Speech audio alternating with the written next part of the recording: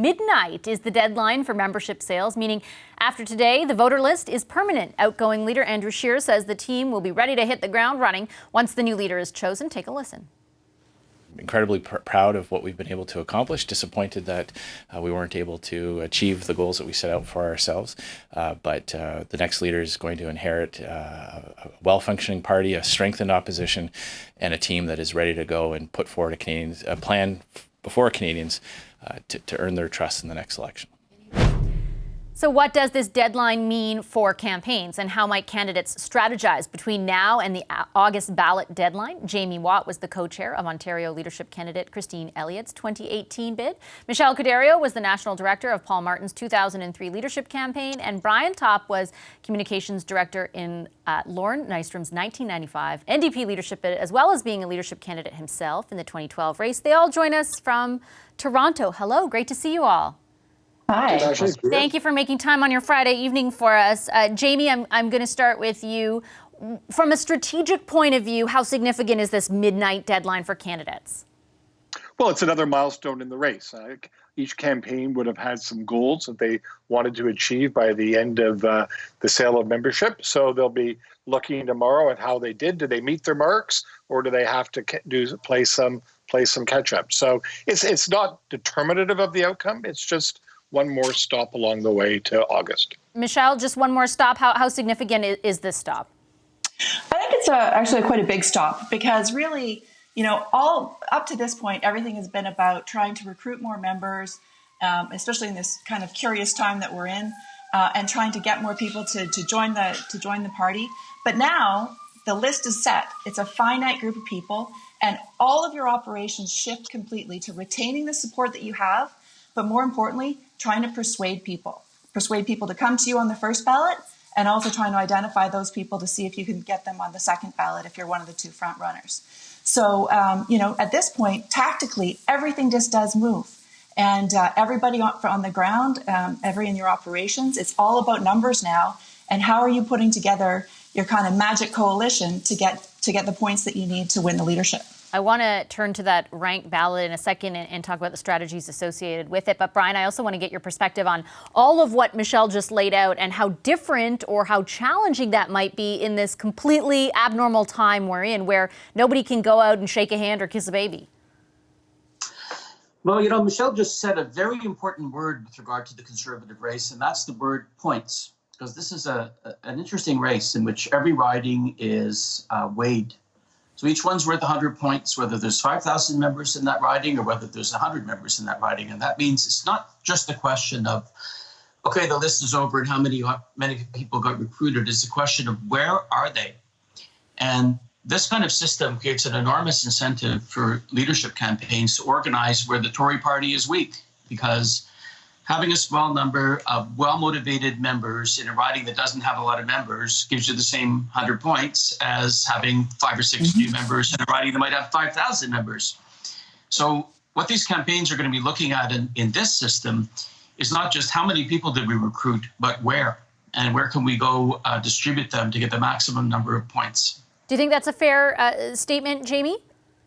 Yes, and that's the point that I made initially, is that they all had a plan. They knew exactly where they wanted to recruit those members, and because, as Brian points out, they're not all created equal. So that's what they're going to have to do now. And they're going to have to go into this persuasion phase that Michele points out.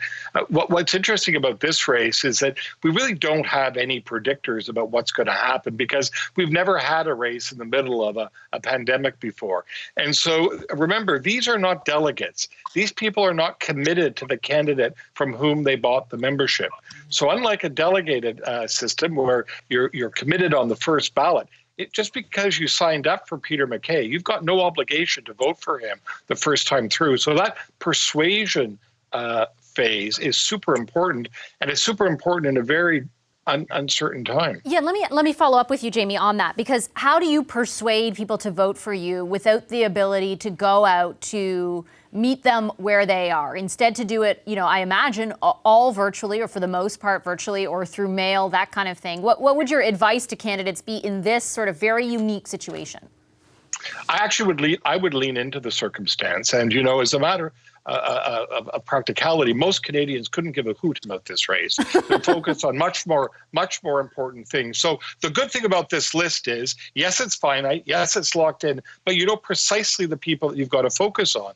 And I would be using all the virtual tools I had to focus in on them. And if you think about it, how much time it takes to run about the country trying to meet people, you can meet a whole lot more people on Zoom. So I think there's a lot of opportunities for these candidates to think about this campaign in a way that they haven't thought about it before. Michele, what would your advice be to the idea of campaigning in a pandemic? I think Jamie's spot on. You know, the old-fashioned phone is kind of the magic tool for this leadership. And the fact that you can use Zoom and have some video conferences and talk to people across the country, literally one after another, you know, you can get different groups together and do, you know, half a dozen easily in a period of a couple hours. That's really, that's something that I suspect that they're really going to take advantage of. But what's also really important is that these campaigns are going through and they're identifying where exactly it is that they're focused on to get the numbers that they want to win. And that's where you put the candidates' time, because that's so crucial.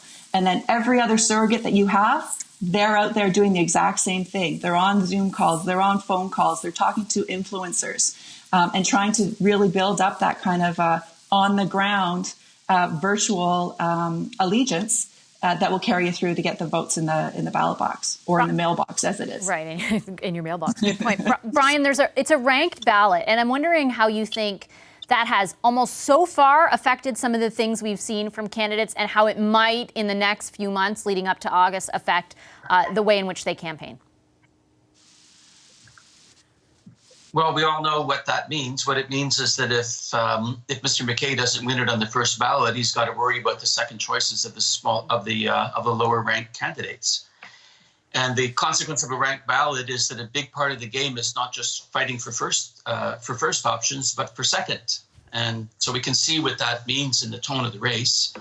You know, these candidates are tilting to populist themes, taking tough positions on issues like climate change and gun control, appealing to, you know, a committed conservative base, which has a significant portion of social conservatives in it, who want to hear their beliefs reflected in the views of their leader, whatever most Canadians think. And so it's going to be, you know, a race for the second votes of the smaller campaigns. And the risk that they're running in doing this, of course, is that they're going to make themselves make it a more difficult election for themselves when they come out of this race and try to persuade the people of Canada. Yeah, I'm wondering if you think that's true, Jamie. Just that, you know, there is this sort of competition for second place. We have seen some evidence of that already. We might see some more. I don't know for sure, but my guess would be we probably would. Does that impact the sort of bigger race that they're really running for, which is against the Liberals?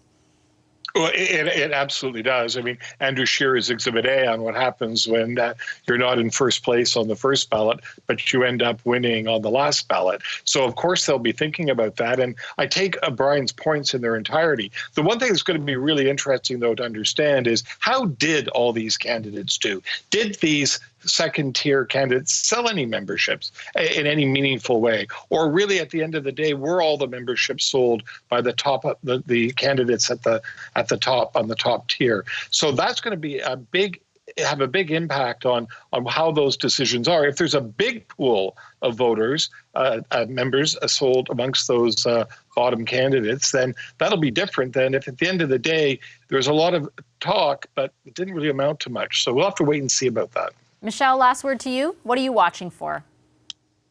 I think that Jamie's exactly right. Who sold the memberships and how did they come in and when? You know, if there's not a lot of memberships that have been sold at all and it's just the existing party base, then that clearly, in my mind, would favor Peter McKay. If there's a huge influx of people and Erin O'Toole really got some ground organization going, then that makes it a little bit more interesting. You know, the dollars that are raised by the two other candidates who are more leaning to the social conservative side has been fairly impressive given their public stature.